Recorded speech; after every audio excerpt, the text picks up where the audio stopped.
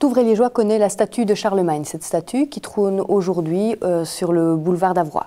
Une statue qui reprend en pied les 6 représentants les plus éminents du lignage des Pipinides, les Pipinides qui sont les ancêtres des Carolingiens qui tiennent leur nom du prénom Charles, Carolus, prénom tenu d'abord par Charles Martel et puis le plus célèbre d'entre eux, Charlemagne, Carolus Magnus. Ces 6 statues sont respectivement celles de Pépin Ier de Landenne, Pépin II de Herstal et son épouse Sainte-Bègue, Charles Martel, Pépin III et son épouse Bertrade, ou Berthe, parfois dite Bertholompier. Et au-dessus de ces 6 statues, la fameuse statue équestre de Charlemagne. Cette statue équestre de Charlemagne est la première statue équestre de la ville de Liège, statue équestre souvent tenue comme étant un signe de prestige des grandes villes. Cette statue équestre a été offerte par le sculpteur lui-même, Louis Geotte, à la ville de Liège. Si je dis offerte, c'est en fait que ce projet de réaliser une statue équestre de Charlemagne pour Liège est une proposition du sculpteur à la ville de Liège, proposition qui s'accompagnait d'une offre, celle de prendre personnellement en charge donc, les frais inhérents à sa propre part du travail. Cette statue équestre, qu'aujourd'hui bon nombre de Liégeois considèrent comme le symbole même de la ville, ou l'un des symboles de la ville, n'a pas été accueillie facilement par la ville de Liège. On peut, pour justifier cette hésitation, avancer 2 éléments. D'abord un élément financier qui était que c'était une charge économique assez lourde pour la ville à prendre en compte à ce moment-là, puisque la ville a donc dû assumer à peu près 1/3 des dépenses. Et l'autre élément était la question de savoir si oui ou non il était opportun pour la ville de Liège donc de faire trôner, dirons-nous, Charlemagne au cœur de la ville. La question de cette opportunité de placer Charlemagne au cœur de la ville s'inscrit dans un contexte assez particulier qui est celui de la question posée par l'Académie royale de Belgique. En 1855, en effet, à l'Académie est posée la question de savoir donc si Charlemagne est bien né en province de Liège. Une question qui va faire débat, une question qui va opposer les historiens belges entre eux, mais qui aussi va voir intervenir les historiens français, allemands et plus largement étrangers. Une question qui fera, je dirais, l'objet donc de tels débats que finalement, en 1862, l'Académie retirera la question en proclamant, plus simplement ou plus largement, la nationalité belge de Charlemagne. C'est donc dans ce contexte qu'il faut replacer la réalisation de cette statue. Une statue qui, même après sa réalisation, a continué de susciter le débat, d'une part par le programme iconographique qu'elle proposait et d'autre part aussi par l'inscription qu'elle portait sur son socle. Inscription qui a aujourd'hui disparu. Il faut savoir qu'à l'origine, le sculpteur Geotte avait proposé le titre suivant, Carolus Magnus, Magnus Bello, Major Pace. Donc Charlemagne, grand dans la guerre, plus grand dans la paix. L'idée de cette légende était de souligner certes le succès de Charlemagne dans la conquête, mais plus encore son œuvre de pacificateur au sein de l'espace, pourrait-on dire à l'heure actuelle, européen occidental. Dans différents manuels scolaires, plusieurs représentations de Charlemagne qui siège à la Diète, donc l'assemblée des grands du royaume, représente Charlemagne en train de légiférer. Et il a à côté de lui souvent 2 secrétaires qui sont parfois nommés, Alcuin, un de ses proches conseillers, et Ginard, qui a été son biographe. Le hasard fait qu'ils se sont véritablement croisés à la cour, ce qui pose déjà un problème. Mais ce que l'on voit aussi à travers, c'est la prise de notes des décisions qui sont prises par le roi, qui est le souverain, qui dit la loi, les secrétaires qui prennent note. Et bien là, il y a une vision qui n'est pas correcte, puisque durant la période carolingienne, la prise de notes servait simplement de souvenir.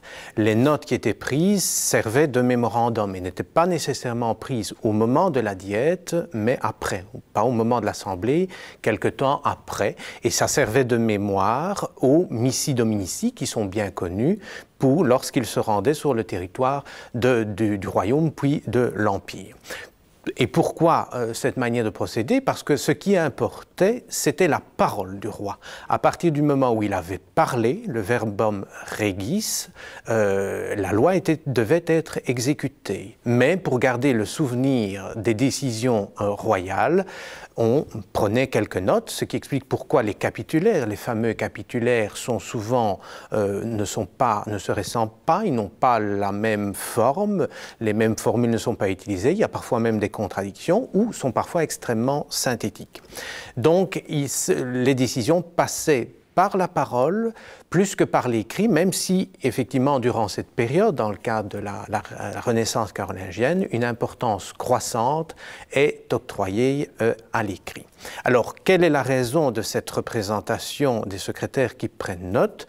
Eh bien, une influence très clairement du XIXe siècle. On est après la Révolution française, ce qui importe, et c'était déjà le cas durant l'Ancien Régime, c'est la loi écrite. Une loi à partir après la Révolution qui est votée, nul n'est censé ignorer la loi, elle doit être écrite pour être connue de tous. Donc il y a une déformation de la représentation liée finalement au mode de fonctionnement des institutions au XIXe siècle. Ce qui ne correspondait pas du tout, évidemment, à la période carolingienne, où ce qui primait, c'était bien la parole du roi, un ensemble de gestes qui était important, mais le roi exprimait son autorité, sa volonté, son ban, comme on disait au Moyen-Âge, le droit de punir, d'interdire et de commander par la parole. Concernant les lieux d'exercice du pouvoir royal à l'époque carolingienne, il faut d'abord revenir sur la notion de palais, qui est largement utilisée dans les sources carolingiennes. Mais en fait, notre conception actuelle du palais, elle est largement influencée par une imagerie assez tardive de la fin du Moyen-Âge, qui voit dans le palais un édifice monumental, fixe, plutôt urbain d'ailleurs, autour crénelé. Cette imagerie est reprise dans les manuels scolaires, mais aussi, par exemple, dans les fictions de Walt Disney. Durant le Haut Moyen-Âge, cette conception n'a pas lieu d'être, étant donné que la cour est itinérante. Et le palais désigne avant tout l'endroit où, à un moment donné, la cour et le roi exercent ses prérogatives royales, c'est-à-dire édicter des lois, gérer les affaires de l'Église, s'adonner à la chasse, préparer une campagne militaire, par exemple. Ces lieux de pouvoir, ils fonctionnent toute l'année comme des centres domaniaux, comme des lieux de pouvoir, mais ils sont qualifiés de palais lorsque le roi y séjourne. Ce parcours royal donne lieu à des séjours plus ou moins longs, de quelques jours, quelques semaines, voire plusieurs mois lorsqu'on s'apprête à passer l'hiver, par exemple. Mais ces déplacements ne doivent rien au hasard. La plupart du temps, ils répondent à des motivations d'ordre politique ou pour affirmer symboliquement un pouvoir sur une région, par exemple. Le problème, c'est que pour la Belgique actuelle, le territoire de la Belgique actuelle et également du nord de la France, si on connaît pas mal d'endroits qui sont qualifiés de palais par les sources écrites, les fouilles archéologiques n'ont pas encore permis d'en préciser les contours, la forme matérielle. En fait, ils sont très mal connus d'un point de vue de leur réalité matérielle, archéologique. Par contre, il existe un contre-exemple parfait, c'est le palais d'Aix-la-Chapelle, qui prend un peu la préséance et qui devient le lieu de séjour prédominant de Charlemagne à la fin de son règne, donc durant sa vieillesse. Et ce site est mieux conservé, en partie en élévation. Le conseil communal, enfin le Rathaus actuel d'Aix-la-Chapelle est l'héritier direct de la Aula du palais de Charlemagne. La cathédrale Notre-Dame également est l'héritier direct de la chapelle du palais de Charlemagne. Donc là, on a un exemple beaucoup plus monumental mis en scène, inspiré probablement d'exemples de la fin de l'Antiquité romaine. Et donc là, oui, on a un exemple qui a beaucoup influencé l'imagerie des palais carolingiens, bien qu'il ne soit peut-être pas représentatif des autres lieux de séjour royaux. En fait, il est évident d'un point de vue scientifique, du point de vue de l'archéologue, que l'entièreté des images qui illustrent ces manuels scolaires en fait, correspondent à une image fantasmée du Moyen-Âge et a fortiori de l'époque carolingienne.